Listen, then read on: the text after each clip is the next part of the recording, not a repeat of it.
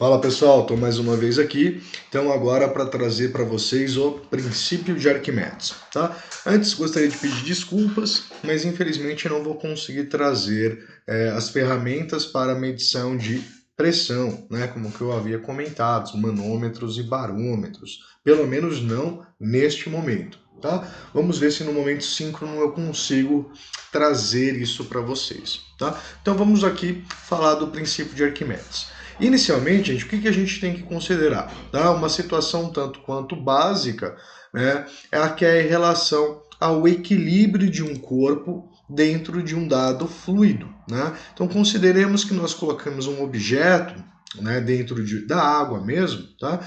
E ele chega num determinado ponto em que ele nem afunda, né, e ele nem sobe. Né? Ele está em equilíbrio estático.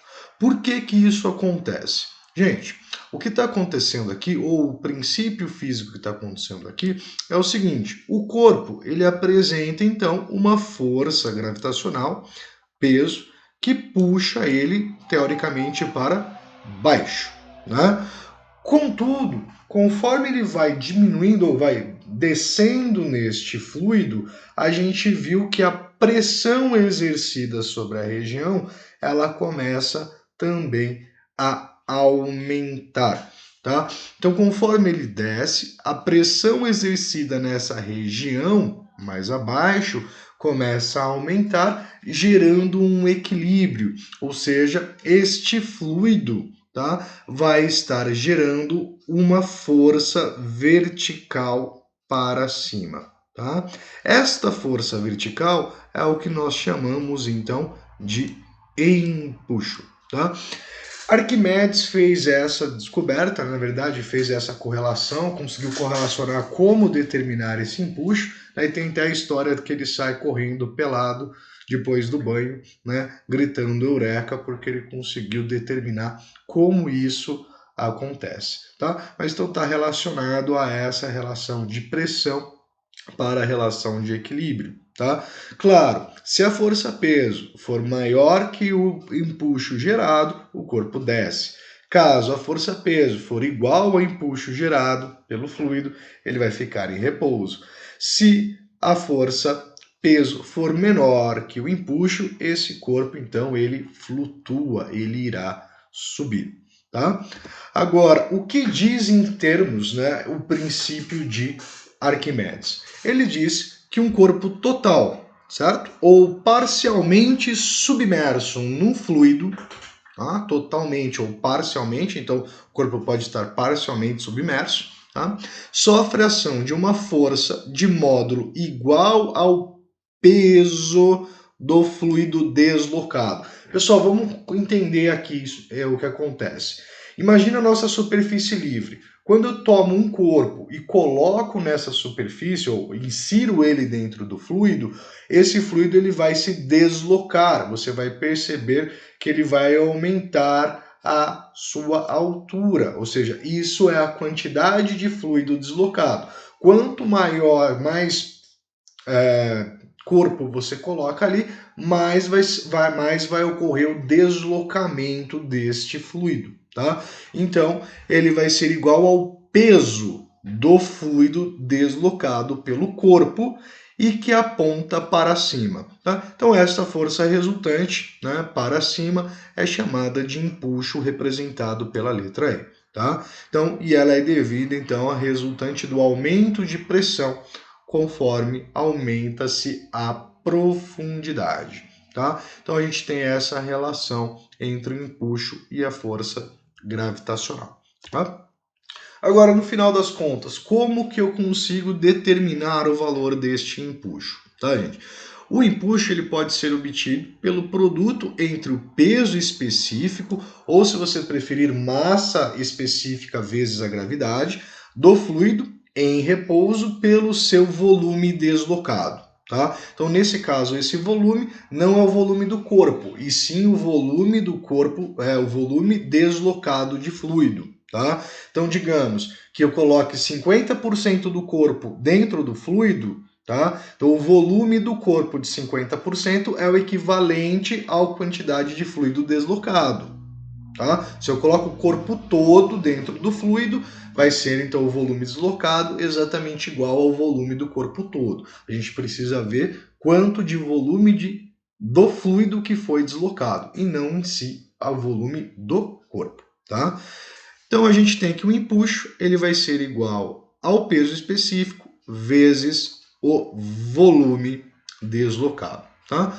Então suponha que um corpo totalmente submerso, né, um corpo totalmente submerso, não seja nenhuma parte dele esteja para fora, mas inteiramente submerso, ele flutuará se o seu peso G for menor que o empuxo. Tá? Então se o peso, né, for menor que o empuxo, ou pelo menos igual ao empuxo, ele irá flutuar. Tá? Então, no caso da igualdade, o corpo estará em equilíbrio em qualquer posição. Ou seja, indiferente se ele estiver mais para cima ou mais para baixo, se ele estiver ainda totalmente submerso, tá? Ele ficará em equilíbrio. Não irá descer, nem irá subir. Tá? Caso contrário, ele vai descer e ele vai subir. Uma relação interessante que a gente pode colocar, né? Então, quando ele está totalmente submerso, o volume do corpo é exatamente igual ao volume de fluido deslocado, tá? E a gente pode, através dessa relação, tá, conseguir definir aqui que um corpo ele consegue flutuar se o ρ do fluido, o gama do fluido, que é o peso específico desse fluido, for maior ou igual ao peso específico do corpo. Tá? Então, se o meu fluido tem um peso específico maior, quer dizer que o corpo ele irá flutuar. Caso contrário, né, o corpo apresente um peso específico maior, o corpo irá afundar. Tá? Gente, a relação interessante também do empuxo é a parte do peso aparente, que é aquilo que nós normalmente sentimos, né? Você tentar levantar algo fora de uma piscina e dentro da piscina o corpo parece estar mais leve. Né? Então isso é chamado de peso aparente. Né? Então quando a gente pesa um bloco numa balança, então eu estou colocando aqui uma balança, isso aqui é um dinamômetro, ou seja, ele serve para fazer a medição de peso, tá? Aqui ele está no ar, lembrando que o ar é fluido, então o ar ele também exerce empuxo, só que o empuxo do ar ele é muito pequenininho, quase não sensível, mas ele exerce esse empuxo, tá? Nós temos o quê? Que a força-peso atua para baixo, você vai ter um empuxo do ar atuando para cima, né? E vai ter essa tração, então, onde que vai ser a medida desse peso aparente do nosso corpo, né? Ou peso real, se a gente considerar que o empuxo exercido pelo ar ele é muito, muito, muito pequeno. Tá? Então você vai ter uma sensação de peso maior, já que o empuxo do ar ele é pequenininho. Tá? Agora, quando eu estou submerso dentro de um fluido, por exemplo, a água, nós temos o peso agindo verticalmente para baixo, representado aqui. Tá? Você vai ter, então, a sua força de tração localizada para cima, para tentar subir. Aqui temos o dinamômetro. E o empuxo ele é maior do que o do ar. Então quer dizer que vai existir uma diferença, tá, entre essas duas forças. Ou seja, o empuxo ele ajuda você a segurar ou sustentar este corpo. Então a gente pode entender esse peso aparente como essa diferença entre o peso do corpo, tá, e o empuxo que age sobre ele. Tá? Então, peso aparente é igual ao peso real menos o empuxo que atua sobre o corpo. Tá? Logo, o corpo que flutua tem peso aparente igual a zero. Tá? Se ele estiver flutuando, quer dizer que o peso dele é igual ao empuxo, logo, peso aparente nulo. Né? Num fluido, a força aplicada deve exceder apenas o peso aparente, já que o empuxo para cima ajudaria a levantar o corpo. Tá? Então, você levantar algo no fluido te ajuda ou reduz a quantidade de força que será aplicada para realizar esse tipo de movimento. Tá? Pessoal, e para encerrar, vamos fazer aqui um exemplo, tá? Para calcular o empuxo, calcular o peso aparente. dentro aqui de um cilindro de ferro fundido, tá? Então, um cilindro de ferro fundido de peso específico igual a 47.000 newtons por metro cúbico, de 30 centímetros de diâmetro e 30 centímetros de altura, é imerso em água do mar, cujo peso específico é de 10.300 newton por metro cúbico. Então, note que o peso específico do ferro é maior que o peso específico da água, logo, nosso cilindro ele vai afundar completamente. E ele quer saber aí qual é o empuxo que a água exerce sobre o cilindro, tá?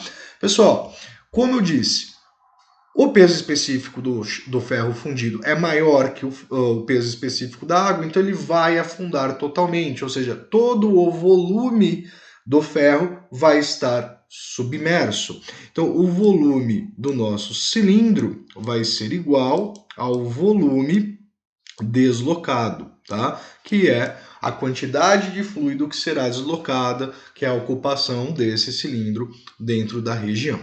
Tá? Então a gente vai precisar calcular esse volume do cilindro. Como que a gente calcula o volume do cilindro? É a área da base vezes a altura. A área da base circular é dada por π, certo? R ao quadrado, né? πr ao quadrado.